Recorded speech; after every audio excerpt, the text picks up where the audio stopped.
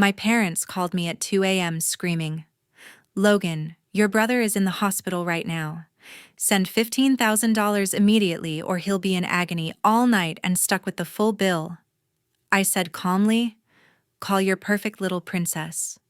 Then hung up, turned off my phone, and went back to sleep. The next morning, a call from the police station changed everything. Let me get straight to it because this story is insane.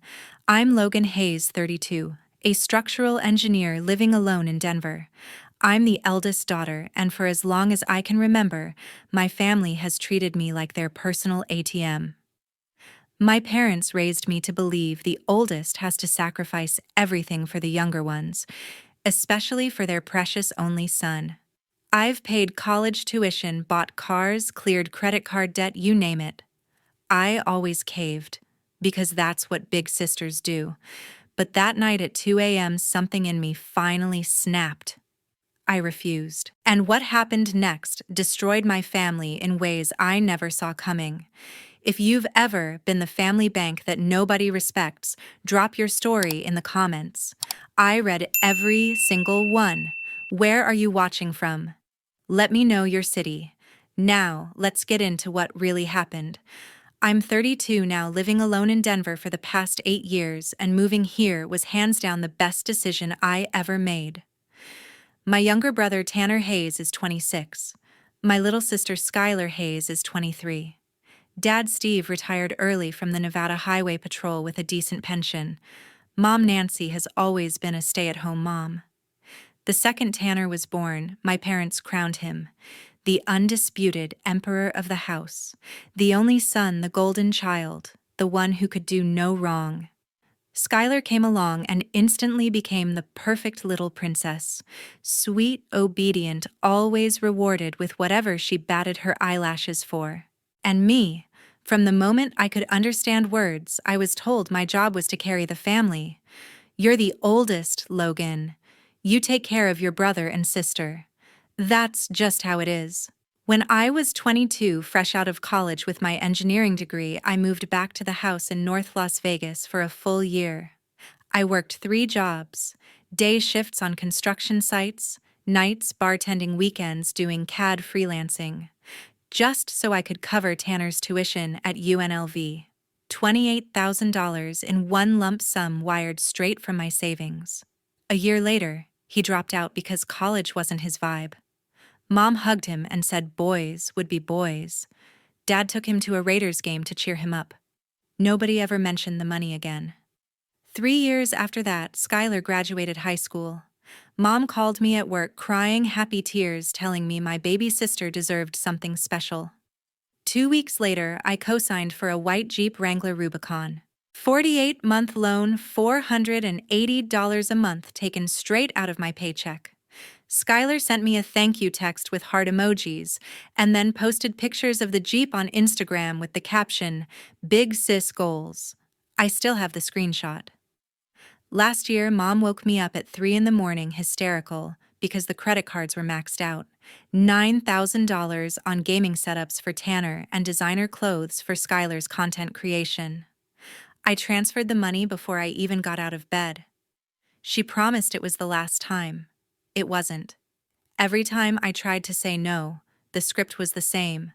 Mom would cry, Dad would get quiet and disappointed. Tanner would call me selfish. Skylar would ice me out for weeks. The message was crystal clear. If I didn't pay, I wasn't family. I started keeping a spreadsheet just to track it all because at some point I needed to see the numbers in black and white. Tuition, Jeep, credit card bailouts, random cash requests for emergencies. It was over $120,000 total, every cent earned with my own hands. And not once did anyone say thank you like they meant it. It was expected. It was my duty. It was what big sisters do. I believed that for way too long. By the time I finally moved to Denver at 24, I thought the distance would slow things down. It didn't. The requests just switched to Venmo and Zelle. Faster, cleaner, no conversation required. I still said yes most of the time because the guilt was heavier than the bank balance. until I started waking up at night wondering if I'd ever be able to buy my own place, start my own life, or if I was just going to bleed money into that house in North Las Vegas forever. That was the moment I realized they didn't see me as their daughter. They saw me as an endless resource. And resources eventually run dry. 2 months ago, Tanner burst into the family group chat announcing he needed a reset weekend in Lake Tahoe with his best friend Garrett Quinn, the guy whose dad owns half the strip malls in Clark County. He said it was just 4 days, 3 nights staying at Harrah's, and that mom and dad had already covered the flights and the suite. Before I could even process it, Skylar chimed in that she was tagging along for content. She added a winking emoji and wrote, "Don't worry, big sis, I'm riding with Garrett, 0 cost to the family fund." I found out the same way everyone else did through Skylar's Instagram story. There she was at McCarran posing in front of the private terminal with a brand new Louis Vuitton keepall and the caption, "Thank you, Mommy and Daddy." I screenshotted it and sent it to Mom with a single question mark. She replied almost instantly, "We only paid for Tanner, sweetie." Skylar said she's covering herself and Garrett is helping. Translation: they handed Tanner $3,000 in cash and turned a blind eye to whatever else was happening. Tanner texted me privately that same night. "Sis, for once your wallet gets a break. Parents got me covered 100%. You're off the hook, LOL." I typed back, "Okay," and left it on read. That was the extent of our conversation. The 3 of them flew out on a Thursday morning. I was in the middle of a bridge inspection in Boulder when the first wave of stories hit. Tanner posted a selfie on the tarmac with Garrett and Skylar, all 3 wearing matching sunglasses, caption, "Tahoe takeover starts now." Skylar followed up with a video panning across the inside of a Gulfstream someone had apparently chartered. Garrett's family has money, sure, but not private jet money. I remember thinking, who paid for that? And then pushing the thought away because honestly, I was tired of caring. By the time they landed in Reno and drove the 45 minutes over the mountain to South Lake Tahoe, the feed was non-stop. Check-in at Harrah's, keycards in hand, walking into a 2-bedroom suite with floor-to-ceiling windows looking straight at the lake. Skylar did her usual ring light setup in the bathroom mirror, showing off new outfits still with the tags on. Tanner filmed himself throwing $100 chips onto a craps table like it was Monopoly money. Garrett kept posting boomerangs of champagne bottles popping on the balcony. I was sitting in my apartment that Thursday night eating takeout pad thai when Mom called just to check in. She sounded giddy. "Your brother is finally relaxing, Logan. He works so hard trying to find himself." I almost choked on a noodle. Tanner hadn't held a steady job longer than 4 months in his life, but okay. She went on about how proud she was that he was experiencing nice things and how Garrett's family was so generous. I muted the call for a second, saw another story from Skylar, this one from the rooftop pool at Hard Rock, holding a drink that cost more than my weekly grocery budget, and I unmuted. "Sounds fun," I said. Mom promised to send pictures. Friday morning, I woke up to a flood of new posts. They had rented a white Escalade limo for the day. There were videos of them doing shots at a brunch spot in Heavenly Village, then clips from a private yacht cruising Emerald Bay. Skylar's TikTok went viral overnight, some trend where she danced on the bow of the boat while Tanner and Garrett threw cash into the wind for dramatic effect. Comments were blowing up. "This is the life. Living like celebrities. Big sis must be loaded." I stared at that last comment longer than I should have. That same afternoon, Tanner FaceTimed me from the casino floor. He was already tipsy, cheeks red, grinning ear to ear. Behind him, slot machines flashed and people cheered. "Look where we are, Lo. VIP section, bottle service, the works." He flipped the camera to show Garrett high-fiving a cocktail waitress and Skylar taking selfies with strangers. Parents hooked it up big time. "You should see this suite, sis. It's insane." I asked how much the bottle service was running. He laughed. "Don't worry about it. Garrett's dad put everything on his black card. We're good." Then he lowered his voice like he was letting me in on a secret. Seriously, thank you for always having our backs growing up. This one's on us. The call ended with him blowing me a kissy faces. I sat there staring at my phone, something sour building in my stomach. $3,000 from mom and dad. Private jet. Limo. Yacht. Black card bottle service. The math wasn't mathing, but I told myself it wasn't my problem. They were adults. If Garrett wanted to flex, that was on him.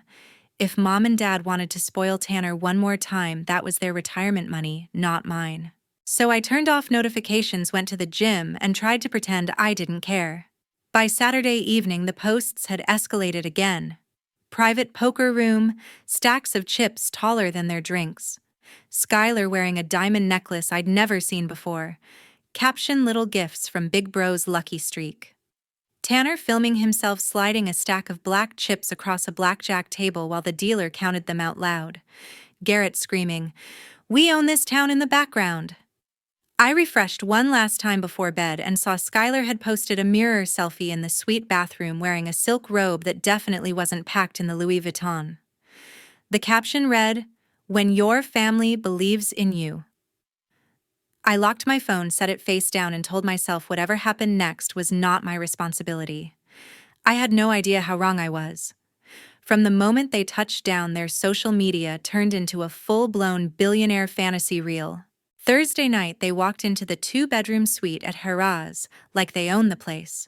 Skylar filmed a slow pan across the marble bathroom, the private balcony, the stocked bar, then cut to the three of them popping a bottle of Veuve on the couch. Tanner posted a photo of the dinner spread at Edgewood Tahoe, lobster tails the size of my forearm, Wagyu steaks bleeding onto gold-rimmed plates, truffle fries in silver buckets. Caption: living once. Friday kicked off with the white stretch Escalade parked out front. They piled in wearing fresh outfits nobody had seen before. Hard Rock Casino became their playground. Tanner filmed himself at a blackjack table sliding $500 chips like they were quarters, grinning straight into the camera while the dealer paid out triple. Skylar kept uploading mirror selfies in the high-limit restroom, new Balenciaga sneakers, new Chanel flat bag, new diamond studs catching the neon. Hashtag Lake Tahoe Luxury was trending in Nevada by noon. That same afternoon, they rented a 50-foot yacht out of Zephyr Cove.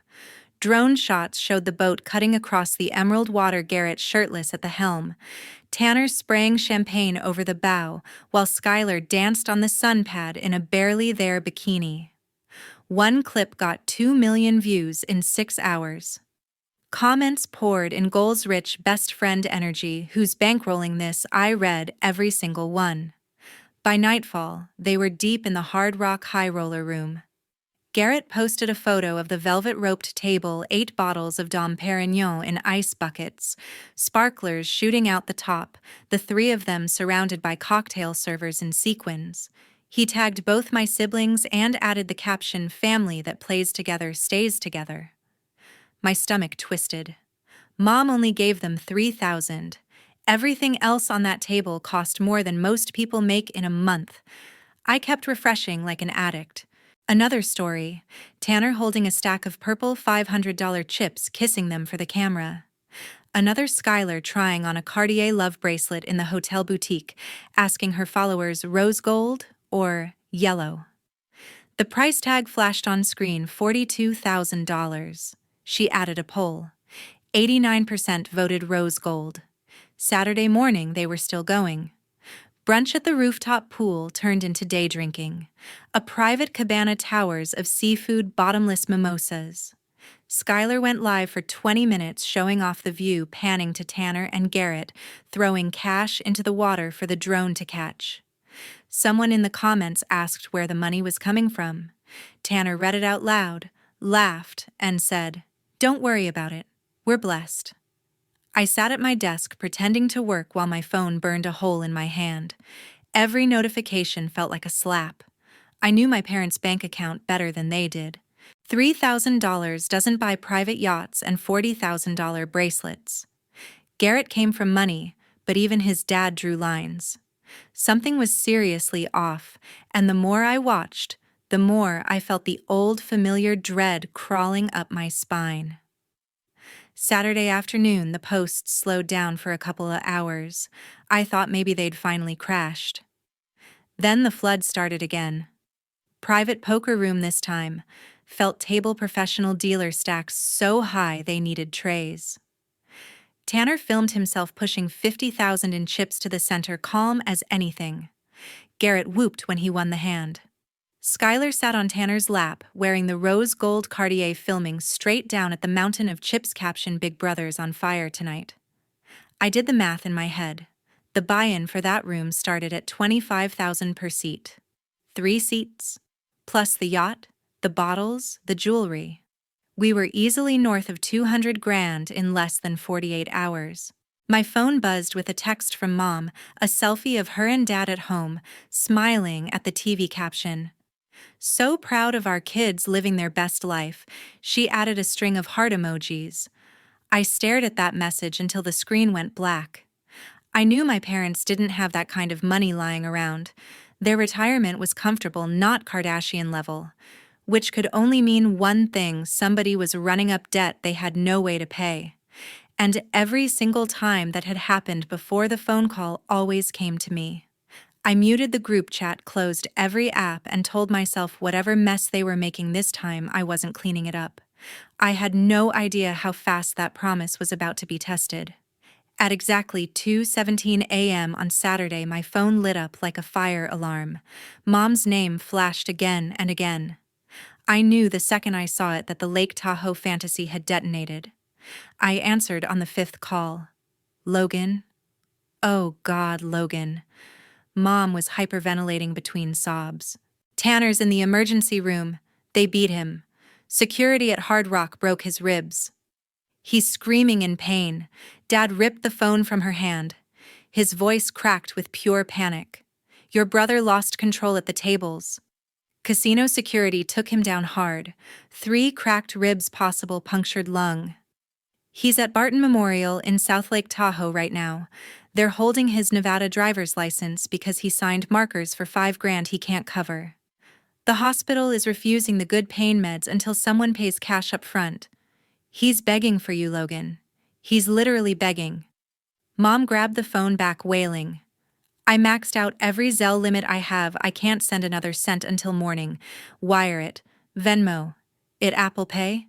Anything, I'll pay you back Monday?" I swear on my life.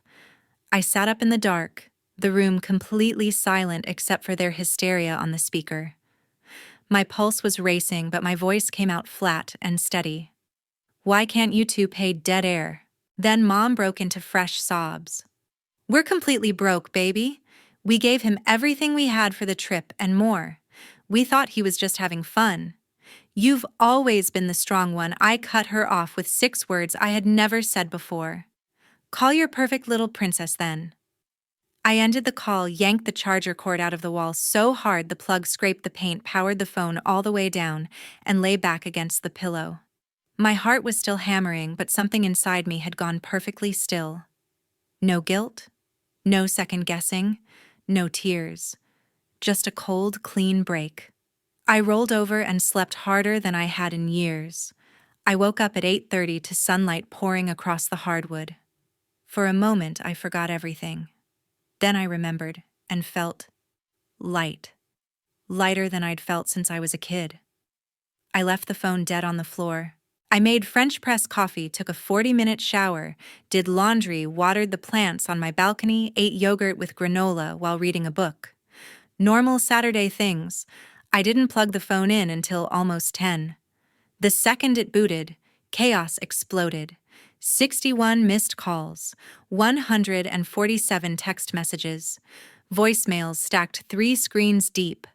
Mom's texts started pleading and turned vicious within minutes. "He's vomiting blood. They're rushing him to surgery. The doctor said another hour without the strong meds and he could go into shock. You're killing your brother." I never thought I'd live to see my daughter become this monster. Dad sent one single message. "He's asking why you hate him." Skylar went nuclear. She posted a 30-second TikTok from the ER hallway, face streaked with mascara, voice shaking. My 26-year-old brother is fighting for his life right now, and my own sister is refusing to send $5,000. 5,000. She makes six figures, and she's letting him suffer. Please share this. She tagged my full name, my company, my city. The video hit 1 million views in 2 hours. Then came the photos. Tanner on a gurney shirt, cut open ribs, wrapped face swollen purple, and black eyes rolling back. A close-up of the casino marker, his signature shaky under a bright red $5,000 balance. A screenshot of Mom's declined Zelle attempts. Another video of Skylar holding his hand while he groaned, captioned, "Big sis won't save him. Strangers flooded my DMs. Hope you rot in hell. Karma's coming. Fake feminist." A few people I actually knew texted privately, "Logan, is this real? What's going on?" I scrolled through all of it while eating cereal, feeling absolutely nothing. The casino called first, a blocked Nevada number. I answered. "Ms. Hayes, this is the credit cage at Hard Rock Lake Tahoe. We have your brother in holding for an outstanding marker. Can we run a card now to release his ID and close the account number? Contact his parents." The woman hesitated. "They've been here. Their cards are maxed." "That's not my problem." Click. The hospital billing department rang 10 minutes later. A tired nurse explained policy. Nevada law allows cash-only demands when no insurance is presented and the patient is stable enough to wait. "We've given him the minimum dose, but the anesthesiologist won't take him back without the deposit." Again, not my bill, not my responsibility. She sighed and hung up. Mom tried FaceTime, declined. Dad tried, declined. Skylar tried from 3 different accounts. All declined. Garrett texted from Tanner's phone, "Your sister is literally the worst human I've ever met." Blocked. Mom sent a final string of voice notes, each more unhinged than the last. I listened to 130 seconds of her screaming that I was tearing the family apart, that God was watching, that I would burn for this. I deleted the rest unheard. I opened my banking app, stared at the balance I had bled for, and felt a wave of calm wash over me. $5,000 wouldn't have bankrupted me. $10,000 wouldn't have. But I was done being the parachute every time they decided to jump off a cliff. I blocked Mom's number for the first time in my life, then Dad's, then every unknown number that had called that morning. I made a second cup of coffee, put on running shoes, and went for a 5-mile jog along the Cherry Creek Trail. The sky was clear, the air cold, my head completely quiet. When I got back, Skylar's GoFundMe was live. Goal $20,000 to save Tanner from medical neglect. It was already at $9,000. The top donor wrote, "No sister should ever do this." I showered again, ordered Thai food, and worked on a presentation for Monday like nothing had happened. Before bed, I unblocked Mom just long enough to send one message: "I'm safe. I'm fine. Do not contact me again until you're ready to treat me like a daughter, not a credit card." Then I blocked her again and turned off the phone. That night, I slept 12 hours straight. Sunday morning, I woke up naturally at 8:47, sunlight slicing through the blinds, no alarm, no dread in my chest. I made coffee, opened the balcony door to let the cold Denver air in, and only then plugged my phone back into the charger. It took 12 seconds to finish booting. The first call came at 9:01 sharp, 530 area code. I answered while stirring oatmeal. Logan Hayes. A calm, male voice. "This is Officer Ramirez, South Lake Tahoe Police Department. I'm calling about your brother Tanner." I put him on speaker and kept stirring. "Go ahead." Last night at approximately 01:40, hospital security contacted us after Tanner assaulted a floor supervisor at Hard Rock Casino. The officer required 12 stitches above the left eye.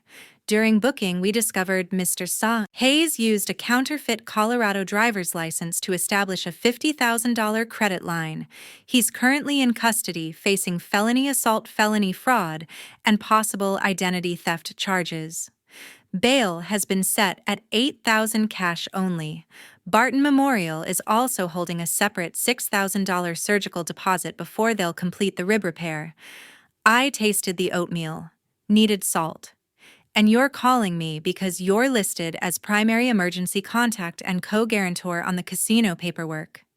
Can you come to the station or wire the funds I added salt? I'm 800 miles away in Denver. I'm not his guardian, not his spouse, not his cosigner.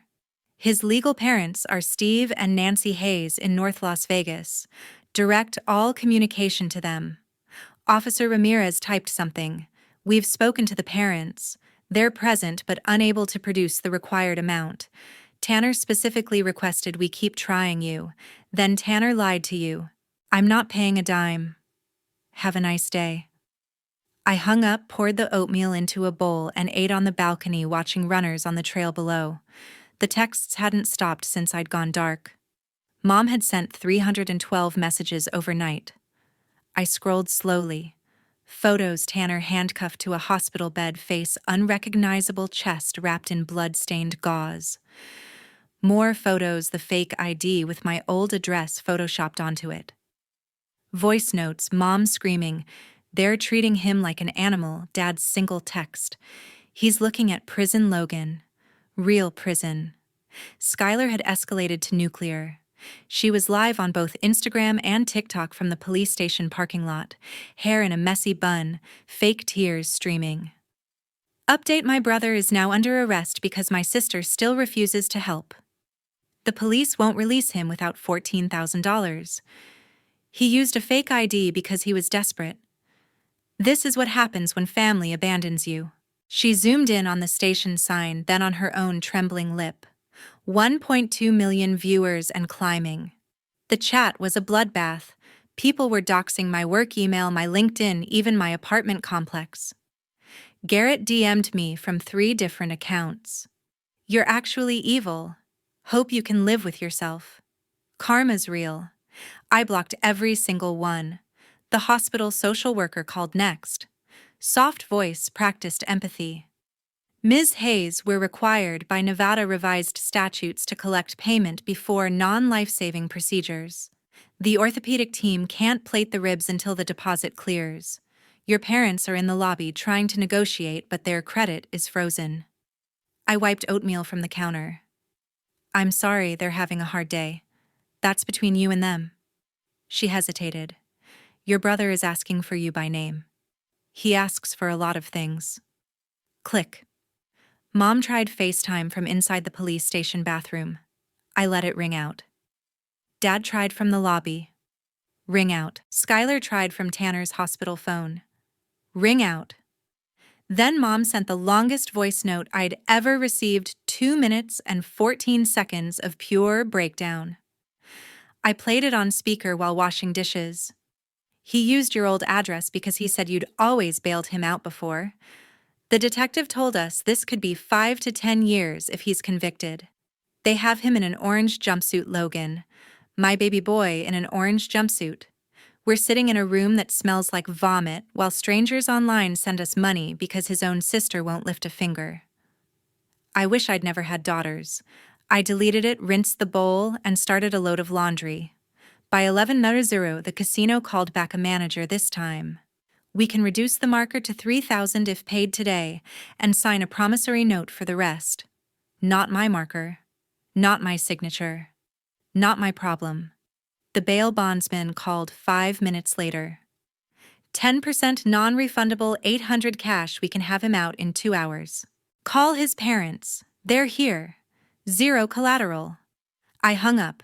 Skylar's GoFundMe exploded past $70,000. She posted a tear-streaked selfie holding a cardboard sign, "Thank you, strangers, for loving my brother more than his own sister." The top donation, $5,000, came with the message, "From one scapegoat child to another, get him out." I refreshed my work email. 47 new messages. Subject lines: "Disgrace. Hope you're proud. We know where you work." My boss had forwarded one with a single question mark. I typed a calm reply: "Family matter, handling it privately, back in office tomorrow." Sent. Mom's final text came at 1:13 p.m. They're transferring him to El Dorado County Jail tonight if bail isn't posted. No more hospital bed. Concrete floor. You win. I stared at it for a full minute, waiting for the old guilt to rise. Nothing came.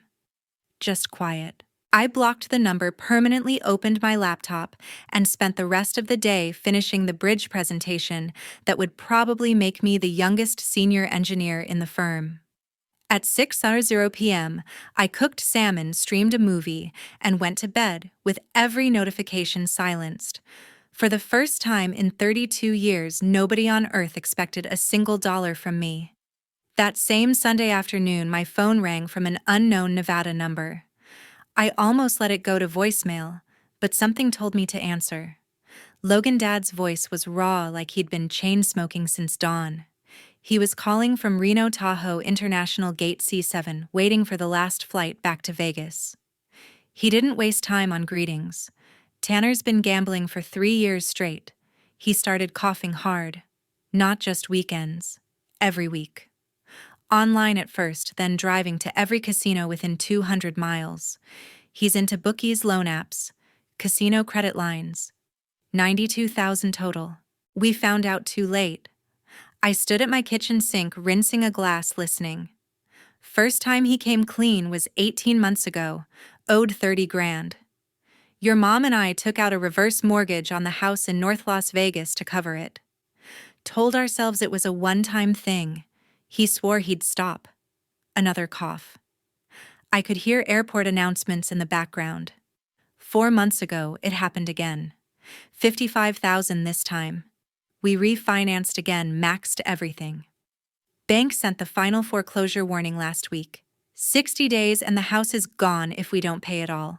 We thought one last big win in Tahoe would fix everything. That's why we gave him the 3 grand. He said he had a system. He paused, breathing heavy. He lost it all in 6 hours. Then he started signing markers with fake IDs. That's how it snowballed into this weekend. I set the glass down. And you're telling me this why? Because we're out of moves, Logan. The house, the cars, Mom's jewelry, everything's gone or pledged. The only asset left is you. If you take out a personal loan for 100 grand, we can pay the bank. Get Tanner into a real rehab in Arizona. Keep a roof over our heads. One final time. He's crying in a jail cell, promising he'll change. He'll sign whatever papers you want. I walked to the balcony, slid the door open, let the cold air hit my face. So let me make sure I understand, I said quietly. You mortgaged the family home twice to cover his gambling debts. You knew he was sick and you still handed him cash for one last score. And now that it's all collapsed, you want me to borrow 6 figures to save you from consequences you created. Dad's voice cracked. He's our only son. I stared out at the Denver skyline, the mountains sharp against the blue. That's the problem, Dad. You've always had only one son, and 2 daughters who never counted. Silence stretched so long I thought the call dropped. Then he whispered, Please, Logan, I'm begging you. I'm on my knees in this airport. I closed my eyes. You taught me my whole life that family comes first, that the oldest I had to carry everyone. You made that rule. I lived by it for 32 years. And the second I stop, I'm the villain. He started crying, ugly, choking sobs. I'm sorry, he rasped. I know we failed you. I know we put him first every time. But if you don't help, we lose everything. Tanner goes to prison. Your mom and I are homeless at 60. Is that what you want? I watched a hawk circle high above the city. No, I said. That's not what I want. But it's what you built. And I'm done paying for it. Logan, I'm not a bank dad. I'm your daughter. And you lost the right to ask me for anything the day you chose his addiction over my future. Again and again and again. He was openly weeping now. You're really going to let your brother rot in jail. He's 26. He made adult choices. Let him face adult consequences. Please, goodbye, Dad. I ended the call. For a full minute, I stood there, phone still in my hand, waiting for the familiar wave of guilt, the stomach drop, the urge to call, backtrack, and fix everything. It never came. I blocked the number. Then I opened my laptop and did something I should have done years ago. I ran a full credit report on myself and my parents. The reverse mortgages were there in black and white, both in Mom and Dad's names only. Tanner wasn't even on the deed. My name appeared nowhere. Legally, the house wasn't my problem. Never had been.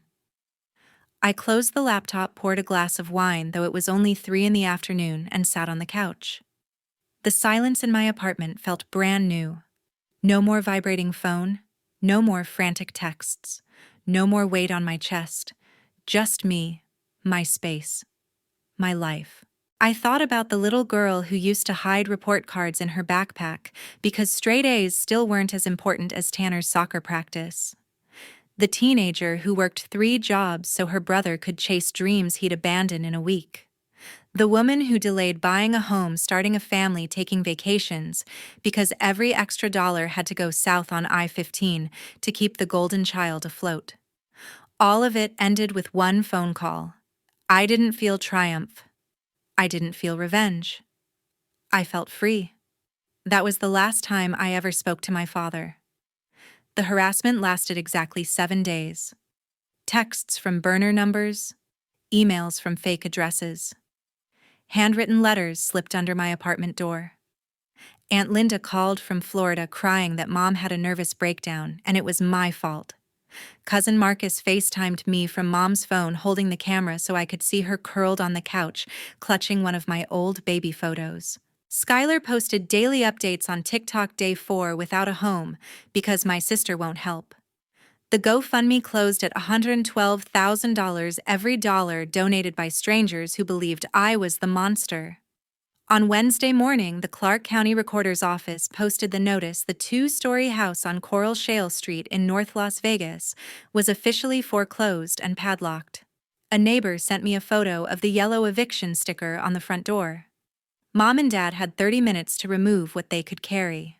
Everything else belonged to the bank.